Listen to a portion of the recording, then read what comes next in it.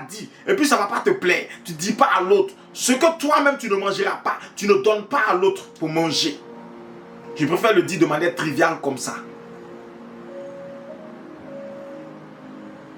C'est ça, marcher selon la justice. Et la troisième chose, selon laquelle tu dois marcher dans ce troisième lot d'enseignement que nous donne la grâce de Dieu, c'est la piété. Donc ta vie doit être pieuse. On doit te reconnaître aux fruits que tu produis en tant qu'arbre de Dieu, en tant que semence provenant de Dieu. Le fruit que tu produis doit être de bonne qualité. Doit être quoi? De bonne qualité. Amen. Et ce qui est intéressant, c'est que ce n'est pas quelque chose que tu dois faire pendant un jour, que tu dois faire pendant 2 jours, que tu dois faire pendant 5 ans, et puis abandonner. Mais c'est quelque chose que tu dois faire toujours. En attendant quoi? L'espérance. La bienheureuse espérance. C'est quoi cette bienheureuse espérance? Cette bienheureuse espérance, c'est ce qu'on appelle l'enlèvement. C'est ce qu'on appelle le retour de Jésus. C'est ce qu'on appelle quoi? Le retour de Jésus. Quand Jésus vient te récupérer afin que tu sois avec lui éternellement. Donc tu attends cette bienheureuse espérance-là. Mais durant tout le temps que tu vas attendre cette bienheureuse espérance, non seulement, 1, tu dois renoncer à l'impiété. 2, tu dois renoncer aux convoitises de la chair, aux convoitises de ce monde. 3, tu dois marcher dans le siècle présent, c'est-à-dire toute ton époque où tu es vivant, corporellement, selon la sagesse, selon la justice et selon la piété de Dieu. Amen. C'est également en attendant quoi encore?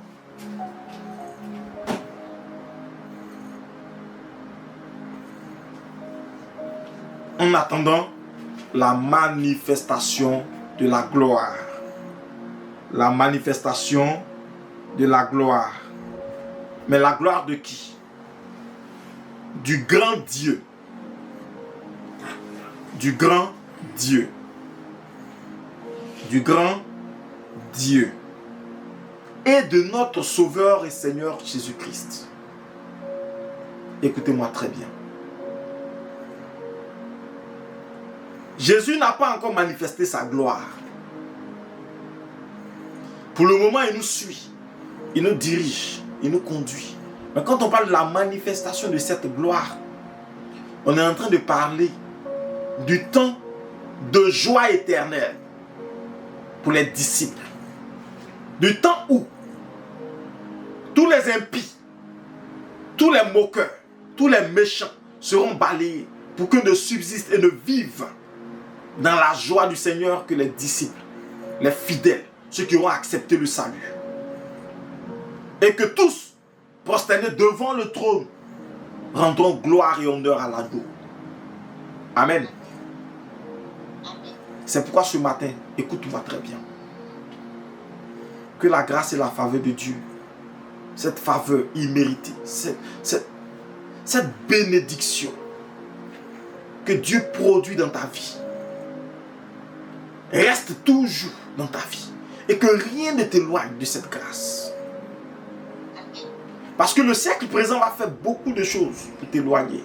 Le siècle présent va vouloir te faire balloter ça et là. Le siècle présent va vouloir te faire vivoter comme un roseau que le vent balance.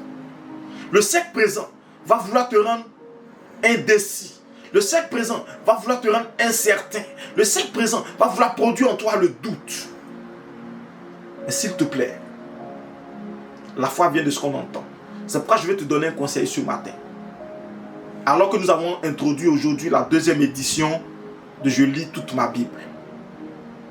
Quand tu lis ta Bible, lis-la de sorte à l'entendre.